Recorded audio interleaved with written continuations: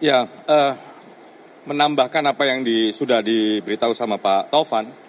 Yang pertama, karena kita memang melakukan proses pemantauan dan penyelidikan ini, beberapa temuan kami selama proses itu juga kami uji ke Pak Sambo. Yang pertama adalah soal constraint waktu.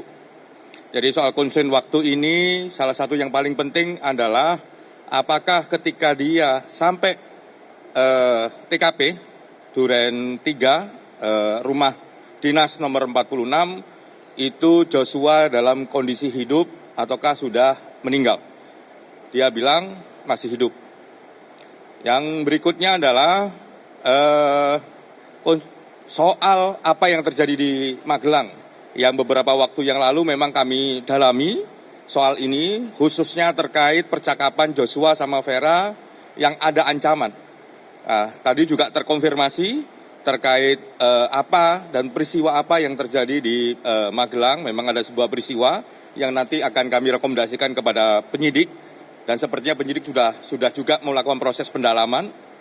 Yang berikutnya adalah apa yang terjadi di Sangguling. Jadi kita punya waktu di Sangguling itu ada satu peristiwa yang kalau dalam rekaman video yang kami dapatkan, dalam rekaman raw material yang kami dapatkan lebih dari kurang lebih 1 jam gitu ya, yang itu yang kita juga tadi tanyakan apa yang terjadi dalam peristiwa itu. Ternyata memang ada komunikasi ya antara Pak Sambo dengan Bu Sambo sehingga memang sangat mempengaruhi peristiwa yang ada di TKP 46. Nah, beberapa hal yang juga kami konfirmasi soal obstruction of justice. Jadi tadi yang sudah dibilang oleh Pak Taufan, obstruction of justice memang dia yang mengakui bahwa memang dialah yang menyusun cerita, dialah yang mencoba untuk membuat TKP sedemikian rupa sehingga semua orang juga susah untuk melakukan membuat terang peristiwanya karena memang ada kerusakan di TKP. Jadi ada obstruction of justice. Tadi kami juga tanya kenapa demikian. Nah itu dia jawab dan konfirmasi, dan Pak Sambo bertanggung jawab. Kalau dalam konteks Komnas HAM, obstruction of justice itu satu terkait barang, yang kedua terkait cerita. Jadi apakah cerita itu betul atau tidak? Ternyata memang ceritanya tidak betul, gitu ya. Yang berikutnya adalah soal kesaksian dan sebagainya. Nah itu kita konfirmasi, dan Pak Sambo mengakui bahwa dia yang menjadi orang yang bertanggung jawab untuk membuat cerita itu semua. Nah, yang terakhir yang juga penting bagi Komnas HAM selama proses ini adalah komunikasi. Ya, komunikasi macam-macam di cyber yang kita dapatkan juga kita konfirmasi, yaitu bagian dari obstruction of justice pasca peristiwa.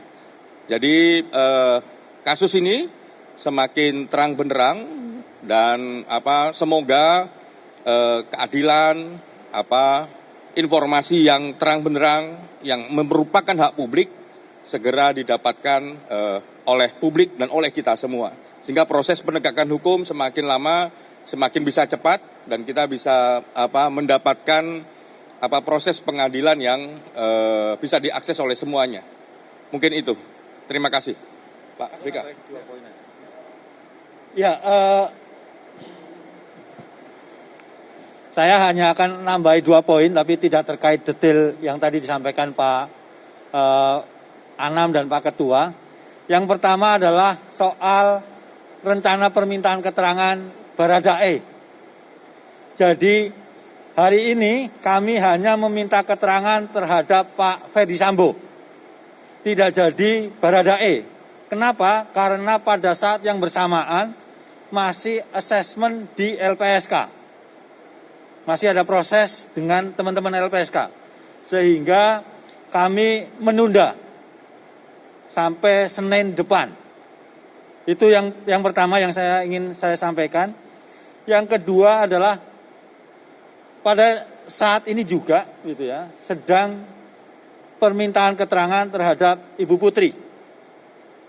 Jadi ada teman-teman Komnas Perempuan dan juga anggota tim dari Komnas HAM sekarang sedang meminta keterangan dari Bu Putri. Rencananya malam ini semoga sudah mulai ya gitu. Jadi saya kira tambahannya hanya itu saja terkait dengan proses yang dilakukan oleh Komnas dari siang hingga sore hari ini. Terima kasih. Ya, jadi tambahan aja. Jadi ketika meminta keterangan Pak Ferdi Sambo, tidak hanya kami begitu, tapi juga ada anggota tim staf Komnas yang ikut kemudian memastikan materi-materi pemeriksaan ini bisa lancar begitu disampaikan ke Pak Ferdi Sambo, dan Pak Ferdi Sambo juga responnya juga lancar juga begitu, dan kemudian sehingga prosesnya lumayan ya cepat lah ya, lumayan cepat karena memang secara umum konteks peristiwanya kan sudah ketahuan semua begitu. Saya kira itu ya. Terima kasih.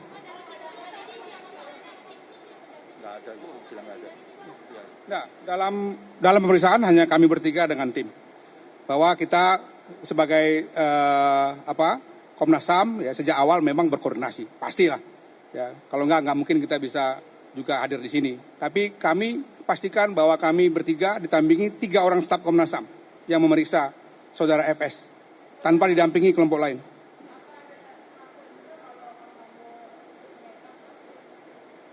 Ya itu saya kira biarlah penyidik yang menjawab ya. Yang penting dia tadi sudah menyampaikan semua hal yang dia katakan inilah sebetulnya peristiwa sebenarnya.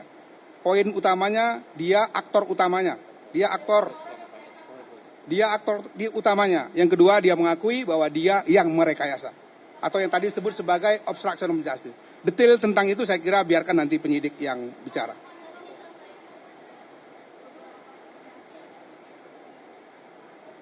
Ya, nanti kurang lebih ini setelah ini kami masih ada olah TKP, ada pemeriksaan Ibu PC, ada pemeriksaan Barada E. Setelah itu kita akan menyusun laporan, yang dalam laporan itu tentu akan ada rekomendasi yang segera akan kami sampaikan kepada pihak Mabes Polri dan tentu saja kepada pihak pemerintah sebagaimana amanat Undang-Undang 39/1999 di mana Komnas HAM dalam penyidikan pemantauannya harus membuat laporan kepada Presiden, kepada DPR RI, dan tentu saja juga kepada pihak terkait di sini, Polri. Karena mereka yang akan meneruskan penyidikan sampai nanti juga proses penuntutan dan pengadilan yang dilakukan oleh jaksa dan hakim tentu saja. Sedang diupayakan di tempat tertentu ya. Berbeda seperti katakan sebelum-sebelumnya,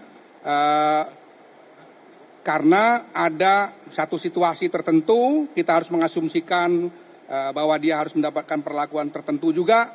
Kita sedang berupaya untuk mencari tempat yang membuat dia lebih leluasa ya untuk menyampaikan apa yang dia tahu, apa yang dia alami dan dia rasakan.